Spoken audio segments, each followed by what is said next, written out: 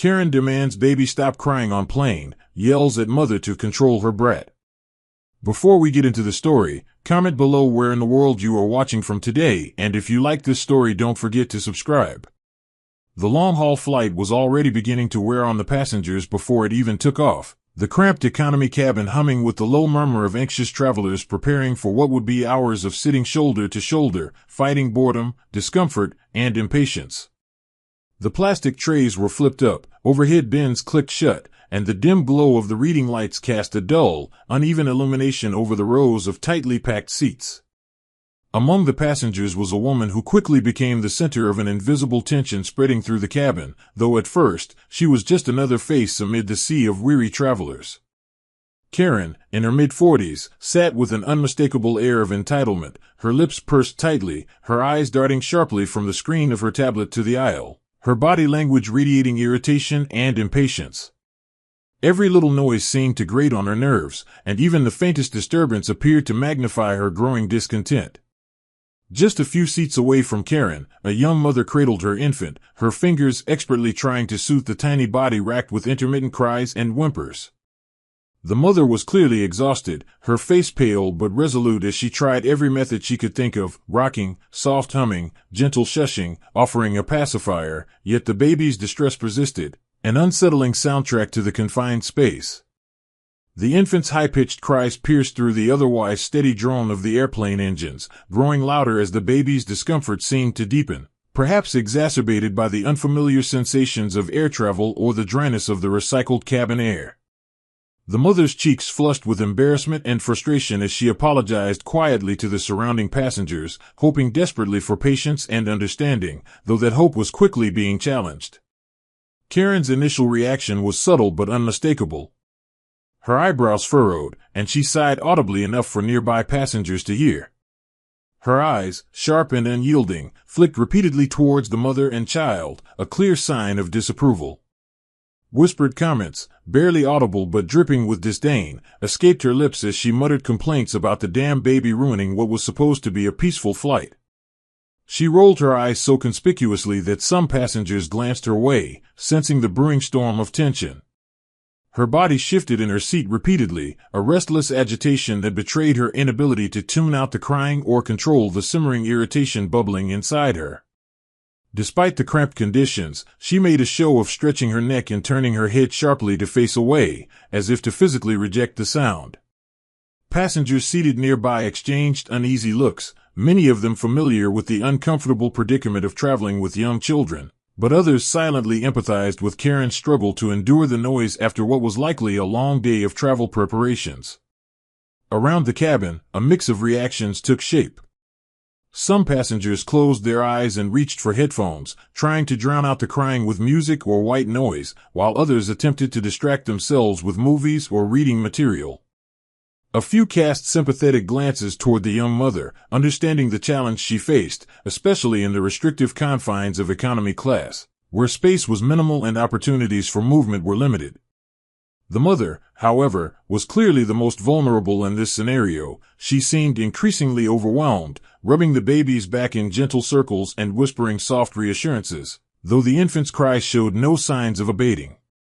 Passengers seated immediately around them gave her small smiles of encouragement, some offering quiet words of solidarity, but the tension in the air remained thick and palpable, especially as Karen's irritation became more obvious. As the baby's crying intensified, likely a response to some discomfort or frustration exacerbated by the enclosed space and unfamiliar environment, Karen's patience, which had been thin from the start, began to snap. The subtle sighs and eye rolls morphed into sharper, more audible expressions of disapproval. "Will that brat just shut up already?" she hissed under her breath, loud enough that a few heads turned in her direction with surprise. The mother's eyes flicked up at her, a mix of hurt and pleading, but Karen paid no mind.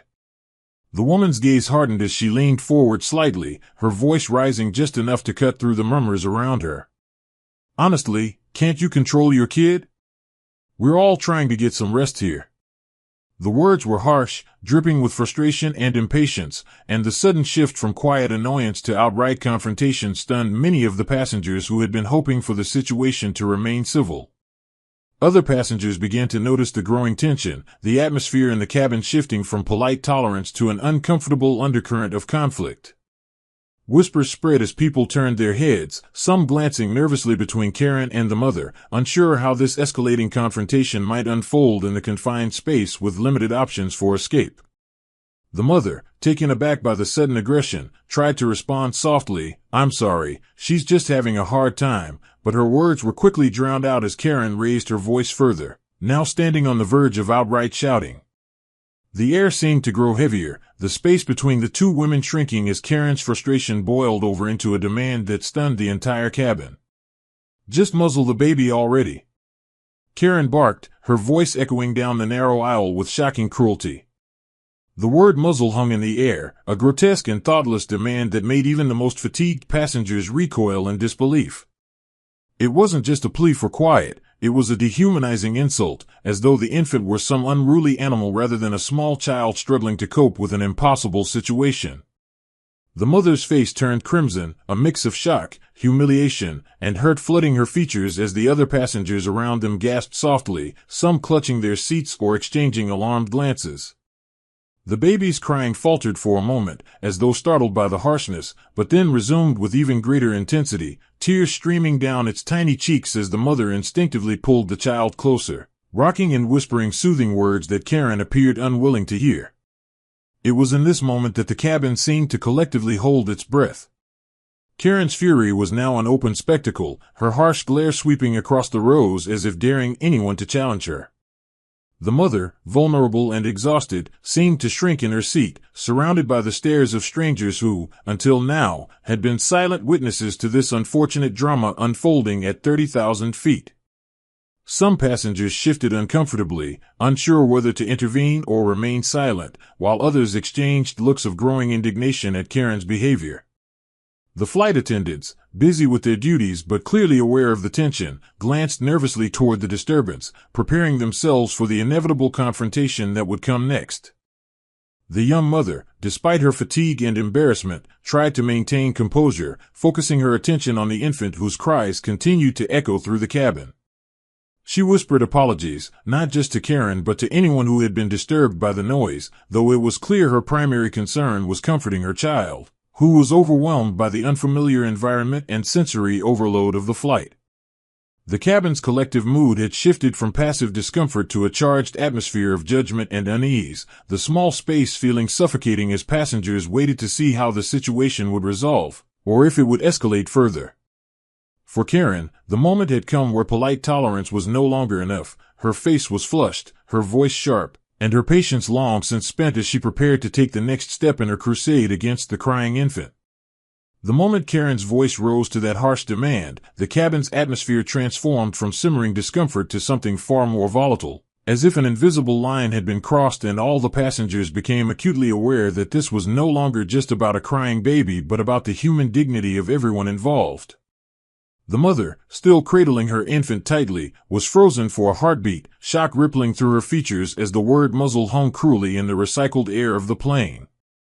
Her eyes, wide with disbelief and hurt, flicked around, as if searching for some ally or sanctuary amid the sea of strangers, but for a moment, there was only stunned silence broken by the persistent wails of the infant, which seemed to swell in defiance to the cruelty being shouted at it. The mother's lips trembled slightly, and she opened her mouth to respond, but Karen, caught up in her own rising fury, was already moving beyond civility. With a voice sharp enough to cut through the murmurs of the cabin, Karen leaned forward in her seat and spat out venomous words aimed not just at the mother but directly at the baby, who, helpless and small, had no capacity to understand the vitriol being hurled. "You think this is okay? That you can just let your brat scream and ruin everyone's flight? Control your kid, or I swear I'll make sure you regret it." The words were cruel, thoughtless, and unapologetically harsh, causing several nearby passengers to stiffen uncomfortably as they exchanged uneasy glances. The phrase "your brat" echoed like a slap in the confined space, the mother's face paling as the surrounding eyes turned toward Karen with a mixture of shock and rising indignation. Some passengers, who had thus far tried to remain neutral, now found themselves unable to stay silent.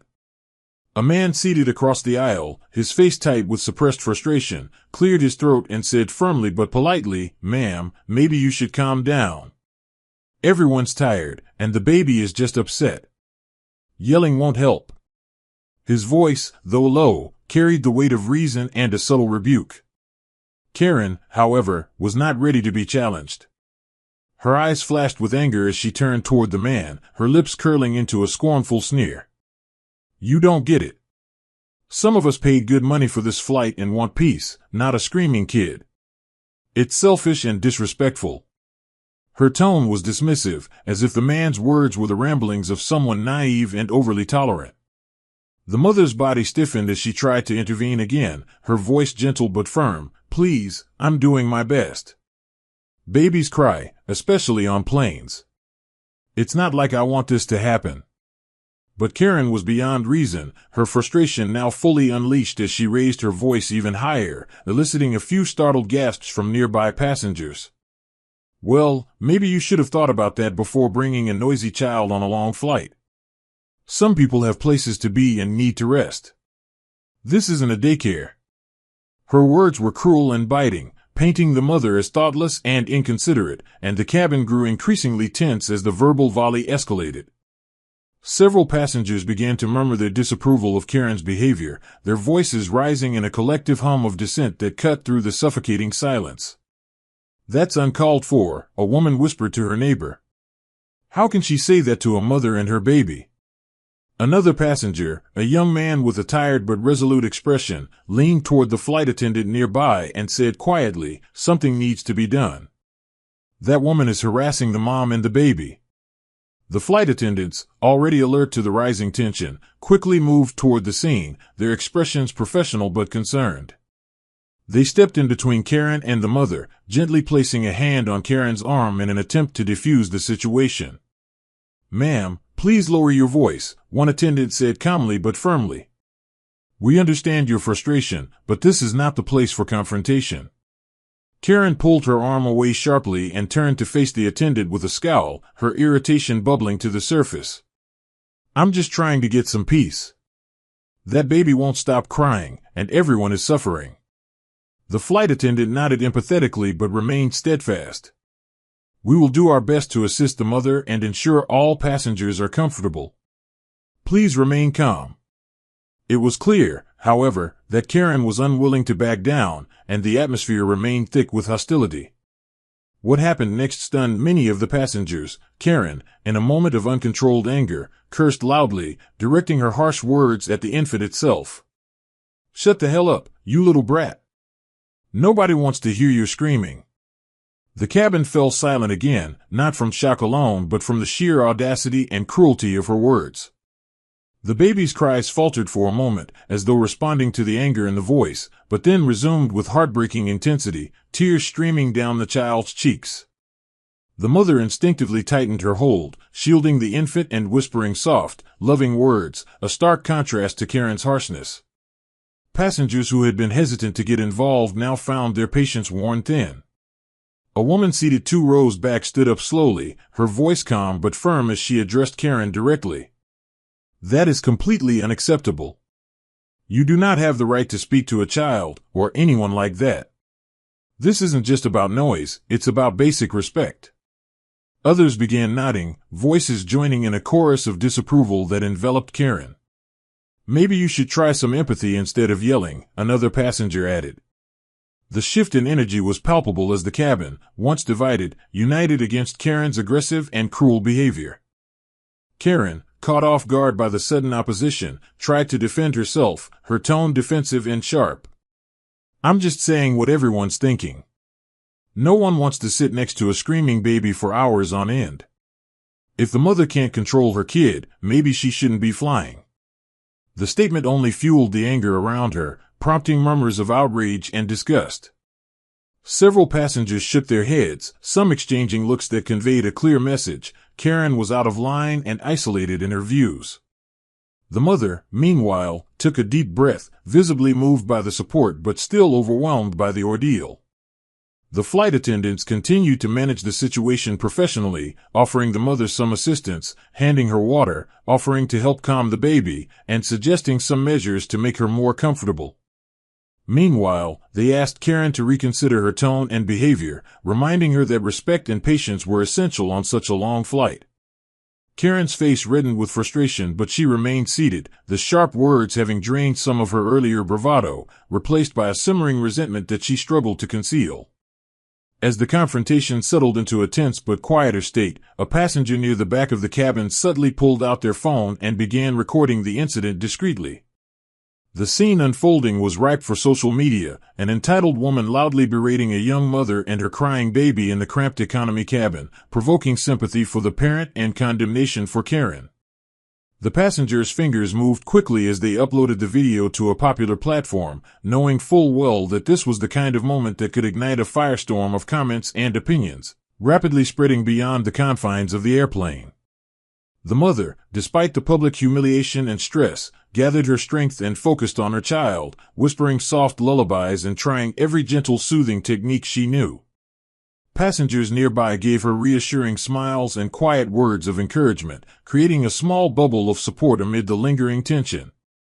It was clear that, while the baby's cries might persist for a while longer, the mother was not alone. There were those around her who understood the challenges of traveling with an infant and who rejected the cruel judgment she had endured. Karen, for her part, settled back into her seat, though the energy around her had shifted decidedly against her. The whispered conversations, the sideways glances, and the growing disapproval created a sense of isolation that was hard to ignore. The once confident woman, whose loud demands had dominated the cabin moments before, now found herself the subject of collective disdain, her actions documented and ready to be shared with a wider audience. The long flight still stretched ahead, and though the baby's cries continued, the battle for the cabin's patience and respect had clearly been won, not by Karen's impatience and anger, but by the resilience and dignity of the young mother and the solidarity of the passengers around her. As the cabin settled into a fragile calm after Karen's bitter outburst, an unmistakable shift began to ripple through the crowd of passengers, transforming the air from one of passive endurance into a quiet but firm solidarity that rallied behind the mother and her infant rather than the angry woman who had sparked the confrontation. It was as if a collective decision had been made, silently and unanimously, to reject Karen's hostile attitude and support the young mother who, despite the humiliation and exhaustion etched deeply on her face, continued to do everything in her power to comfort her child. What had started as a personal clash now grew into a microcosm of a larger, universal struggle between patience and entitlement, empathy and judgment, kindness and cruelty, all playing out at 30,000 feet in a cramped, recycled air metal tube hurtling through the sky. The first to break the silence was a woman sitting just a few rows behind the mother, who spoke up in a voice calm but unmistakably resolute, addressing Karen directly. "You really shouldn't be treating a mother and her baby like that," she said, her tone gentle yet firm enough to carry across the aisle. "Babies cry. It's what they do. And this isn't your private space, this is a shared environment where we all need to show some compassion." Her words were met with a ripple of quiet agreement from other passengers who began nodding or murmuring supportive phrases. Encouraged by the response, more voices joined in, some with subtle smiles of encouragement aimed at the mother, others shooting disapproving looks at Karen. The transformation in the cabin was palpable as the crowd, once fractured and uneasy, coalesced into a supportive chorus standing firmly on the side of empathy and human decency. Karen's expression darkened as she realized she was no longer the center of silent agreement but rather the subject of quiet condemnation. She opened her mouth to retort, but the wave of disapproval was already overwhelming, and her usual bluster faltered. Passengers whispered among themselves about the cruelty of her words and the unfairness of her attitude. Some shook their heads with pity or disdain, recognizing that Karen's impatience and anger stemmed from an inability to accept the realities of traveling with children, a challenge many had faced or could easily imagine. Yet, more than that, it was the sharp contrast between Karen's harshness and the mother's weary, loving patience that drew their sympathy and respect. The mother, despite everything, seemed almost heroic, the very image of endurance and grace under pressure. A young man sitting nearby quietly added his voice to the growing chorus of support, leaning toward the flight attendant and requesting politely but firmly that the crew take steps to prevent further harassment. The attendants, aware of their responsibility to maintain peace and safety aboard the aircraft, nodded and assured him they were monitoring the situation closely. One attendant approached Karen gently once more, reminding her in a professional but no-nonsense tone that such behavior was disruptive and unacceptable, especially toward a passenger with a young child.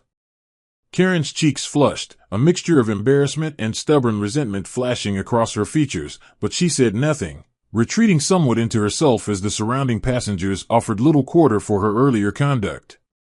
Meanwhile, the mother, visibly moved by the growing support, managed a small, tired smile toward those who had spoken up for her. She whispered a soft thank you to a nearby woman who handed her a small packet of tissues, her voice barely audible over the hum of the engines and the baby's occasional whimpers. The child, sensing the easing tension, seemed to settle marginally, its cries becoming less frequent and more subdued as the mother continued to soothe with gentle rocking and whispered reassurances. It was clear that the infant was overwhelmed, the sensory overload of the plane and the distressing exchange only adding to its discomfort, but the mother's unwavering attention and the kindness of strangers created a fragile oasis of calm amid the chaos. What none of the passengers could have predicted was that the incident had already transcended the physical confines of the airplane cabin.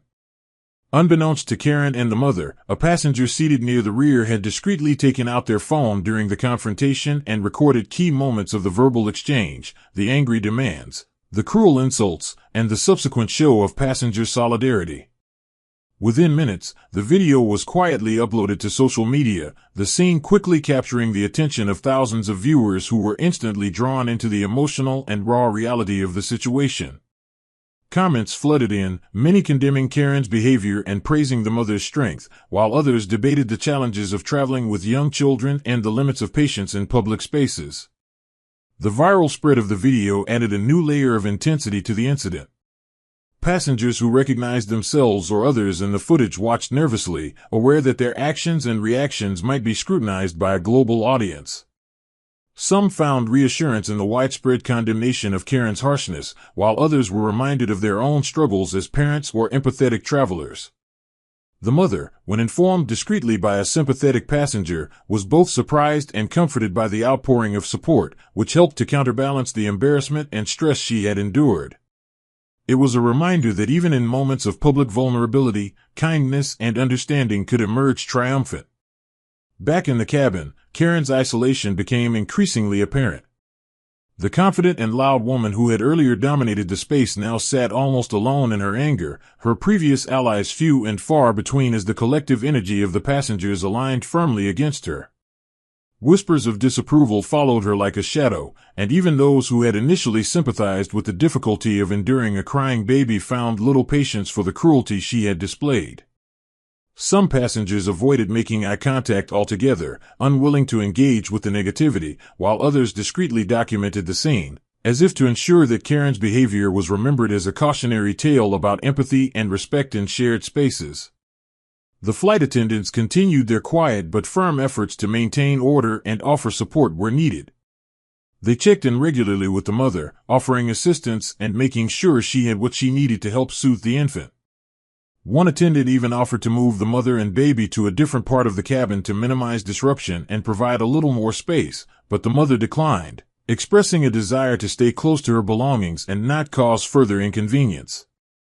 Her decision was met with respect by the crew, who understood the delicate balance parents must maintain between managing their child's needs and navigating the constraints of public travel. As the flight pressed on, the energy in the cabin gradually shifted again, this time toward a more reflective and empathetic mood. Passengers shared quiet conversations about the challenges of traveling with young children, some offering advice and reassurance, others sharing stories of their own difficult flights. The tension that had gripped the cabin earlier was replaced by a shared understanding, a collective recognition that patience and kindness were essential ingredients in making the long journey bearable for everyone involved. It was clear that the incident with Karen and the mother had become more than just a moment of conflict. It had sparked a broader conversation about respect, empathy, and the humanity that connects strangers in unlikely places. For the mother, the ordeal left a lasting impression.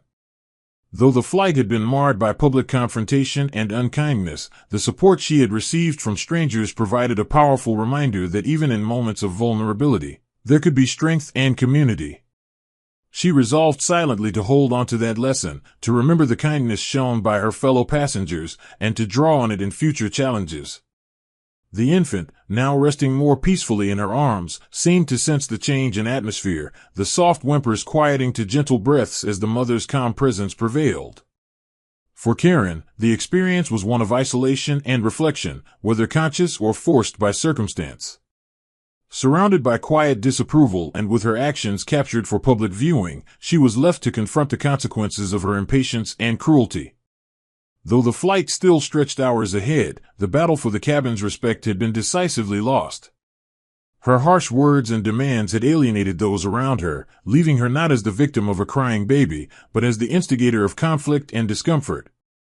In that confined space, the true cost of her anger and entitlement became painfully clear. As the hours of the flight slowly dragged on, the atmosphere in the economy cabin settled into a more subdued and reflective state, the earlier tempest of voices and accusations having given way to a quieter, more introspective mood among the passengers. The tension that had dominated the space for what felt like an eternity was now replaced by a collective understanding that, despite the discomfort and the challenges of air travel, everyone aboard shared a common predicament, being confined to a small space for hours on end, reliant on patience, empathy, and a willingness to accept imperfections in others. The mother, once at the center of a painful and public ordeal, now rested her head lightly against the window, her infant finally asleep in her arms, the small chest rising and falling with a fragile rhythm that spoke to a momentary peace. Around her, fellow passengers cast occasional supportive glances, a silent acknowledgement of the resilience she had shown and the grace with which she had endured. Karen sat a few rows away, noticeably withdrawn, the earlier fire of anger having been replaced by a heavy silence that seemed to weigh on her shoulders.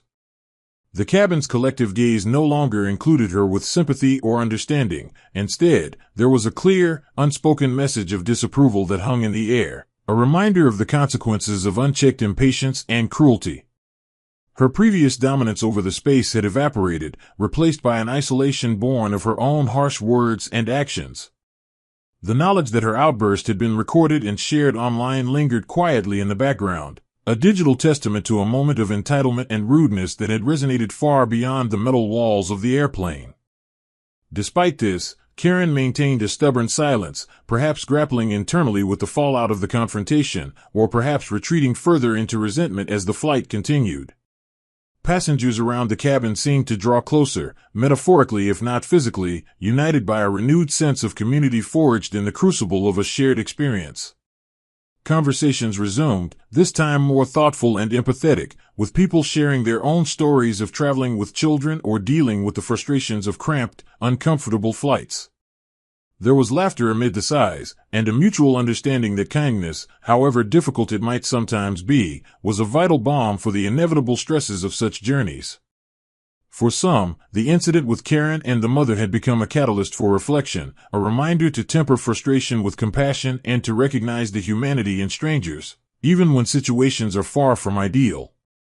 The young mother, though still weary from the ordeal and the endless demands of caring for a child in an unforgiving environment, felt a quiet strength welling within her. The overwhelming support she had received from fellow passengers had been a balm to her spirit, soothing the wounds left by harsh words and public judgment. She whispered softly to her infant, promising herself that she would not let the cruelty of one person overshadow the warmth of so many others. She resolved to hold on to this experience as a source of resilience, a testament to the fact that even in moments of vulnerability and exhaustion, there could be solidarity and kindness. The bond between mother and child, fragile but unbreakable, had endured the storm of anger and come through stronger, wrapped in the comfort of shared humanity. Throughout the remainder of the flight attendants remained attentive, checking in frequently with the mother to offer assistance and ensure her comfort. Their professionalism and kindness helped to create a safer, more supportive atmosphere, one where passengers felt seen and cared for despite the challenges inherent in long-haul travel. At one point, a flight attendant gently offered to bring some warm water and extra blankets, small gestures that underscored the importance of compassion in difficult moments. The crew's efforts did not go unnoticed, and many passengers expressed quiet gratitude for the way the situation had been managed with calm and dignity. As the plane finally began its descent toward its destination, a sense of relief and closure washed over the cabin. The earlier chaos and conflict felt like a distant memory, replaced by the simple shared experience of nearing the end of a long, taxing journey. Passengers gathered their belongings slowly, some exchanging final words of encouragement or smiles of recognition with the young mother, who seemed steadier now, bolstered by the kindness she had received. Karen, meanwhile, remained seated quietly, her eyes fixed on the tray table in front of her, the weight of the day's events settling heavily upon her. Whether she would carry the lessons of this flight with her beyond the airport gates was uncertain, but in this moment, the contrast between anger and empathy, isolation and community, was clear to all who had witnessed it. The mother's story did not end with the closing of the airplane doors. It became part of a larger conversation about the challenges of parenting, the need for patience, and the importance of respect in shared spaces. Social media users from around the world discussed the viral video, many expressing outrage at Karen's behavior while simultaneously sharing their own stories of traveling with children and the difficulties it entailed. Parenting forums and travel groups echoed with messages of support for the mother, who had become a symbol of endurance and grace under pressure. The incident served as a reminder that behind every crying child is a parent doing their best, and that compassion should be the first response rather than judgment or anger. In the days following the flight, the mother reflected often on the experience, finding solace in the kindness of strangers and strength in the support she had unexpectedly received. While she wished the flight had been easier and the confrontation less painful, she acknowledged that the ordeal had revealed something important about human nature, the capacity for empathy, the willingness to stand up against cruelty, and the power of community in even the most unlikely of places. She carried these lessons forward, resolved to approach future challenges with the same grace and patience she had summoned that day, knowing that her efforts mattered not just to her child but to the larger world around her. For those who had witnessed the event firsthand, the memory lingered as a potent reminder of the complexities of public life, especially in confined and stressful environments like airplanes. The incident sparked conversations in workplaces, homes, and online spaces about how society treats parents and children, and how individuals might cultivate more patience and understanding in moments of frustration. The story of Karen and the mother became more than just an isolated confrontation. It became a narrative about respect, empathy, and the often unseen struggles that define everyday life.